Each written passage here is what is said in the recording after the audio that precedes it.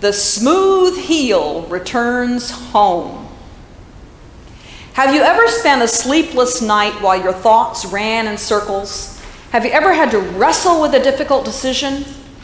Have you ever found your sleep disturbed on the night before a challenging day? Today's story about Jacob is one that tells about a significant turning point in his life, the night he wrestled with an angel and received a new name. We pick up Jacob's story when he's on his way home after a 20-year exile. Remember? Jacob, whose name means heel or trickster, cheated his twin brother Esau, whose name means red, out of his birthright. Red vowed to kill Heel, and Heel fled to his uncle Laban's home far away to the east in the old country. While he was there, he met and married two sisters, Leah and Rachel, and after living up to his name, the heel, the smooth operator, the deceiver, left with 2/3 of his uncle's flock. Uncle Laban had promised Jacob that he could have all the sheep which were spotted or striped, and through an elaborate inbreeding scheme, he made off with 2/3 of the flock. So in today's account, we find Jacob, as he was very much when he had left home 20 years earlier, back between a rock and a hard place, caught between the animosity of his uncle Laban behind him and the unknown hostile twin brother ahead of him. So, what does Jacob do?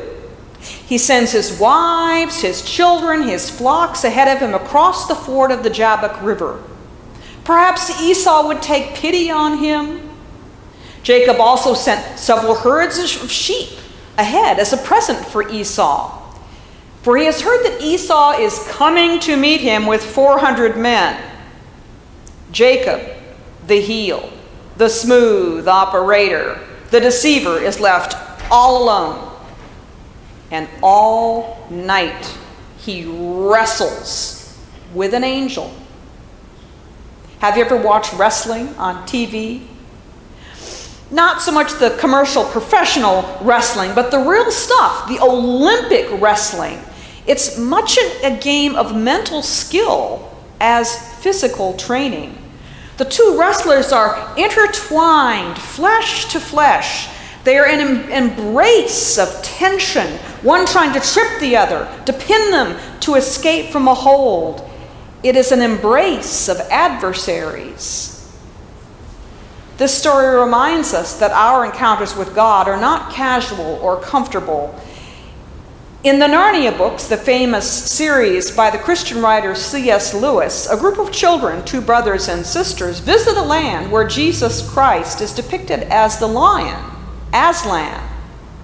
Throughout the adventures, Aslan appears and disappears, as the children are often reminded that he is not a tame lion. God does not dance to our tune or do what we want. God is often mysterious and sometimes hidden. The story of Jacob wrestling with the angel ends with Jacob's declaration, "For I have seen God face to face, and yet my life is preserved." During his wrestling match, Jacob's hip is put out of joint. At daybreak, the adversary is going to disappear, but Jacob demands a blessing. Instead, the angel gives him a new name, Israel, the one who strives with God. Thus, Jacob leaves with two signs, a limp and a new name. The name Israel will become the name of the nation of the patriarchs, the people chosen by God to be a light to the world. But for the next several thousand years, we see the experience of these chosen people is not a smooth path, but a continual striving for survival and for identity. They flee to Egypt to escape a terrible famine. In Egypt, they are enslaved. They are freed from slavery, and they enter into a generation of wandering through the wilderness. Then they return to the promised land, only to face exile generations later when their land is overrun by their enemies. Jews who read this story also see in it the continual exile and struggle of their people, persecuted for generations and almost exterminated during the Holocaust. The blessing of Jacob certainly does not mean a smooth path and a happy ending to every story. For us, this is a story about faith. We often use this word. It can mean different things in different contexts. To have faith might mean that we have a set of beliefs, like the creed or belief in Jesus. To have faith might mean that we hope that something will be okay. We're going to have faith that it's going to turn out all right or work out for the best. But I have also experienced faith as something that's less secure, something that is crying out to God, a turning to God in a moment where I feel like I'm falling. In the words of Roberta Hestenes, president of a Christian college, who was a participant in the Bill Moyers Genesis Project, she said, "Faith is a turning to God, a response, an image of a trapeze artist. Faith is not the safe climbing of a ladder.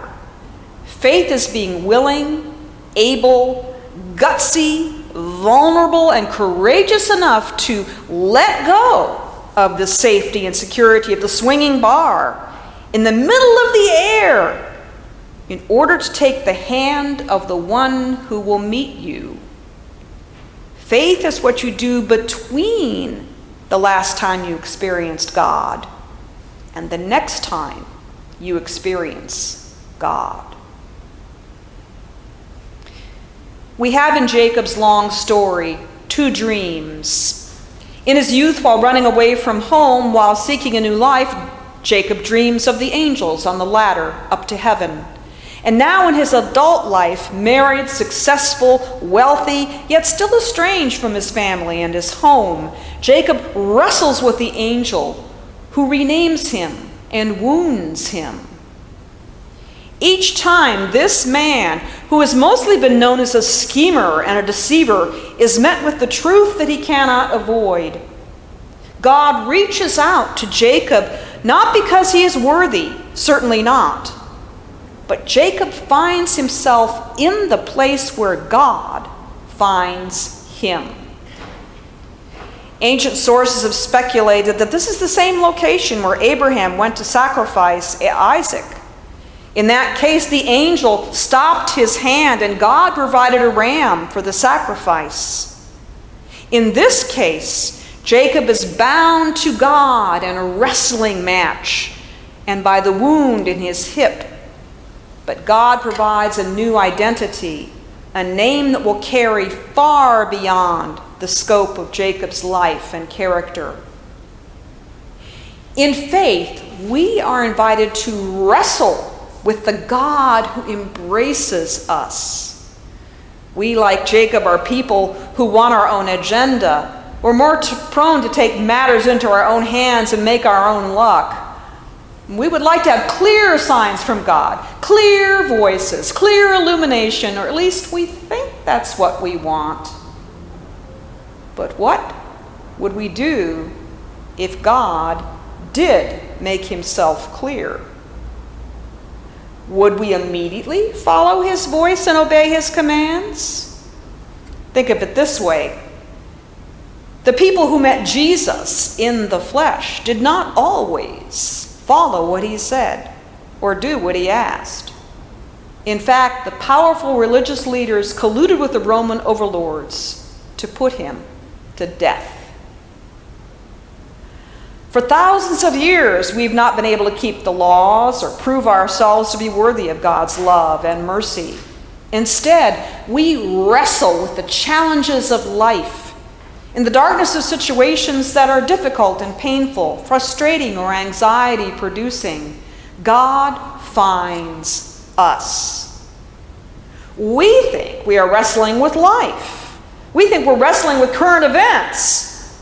But perhaps as we struggle to be freed from what holds us, it is the embrace of God who loves us more than we are able to love ourselves or others. at that moment. Perhaps we wake and we find ourselves in God's embrace, renamed, loved, with God's promises stretching out ahead of us. Amen.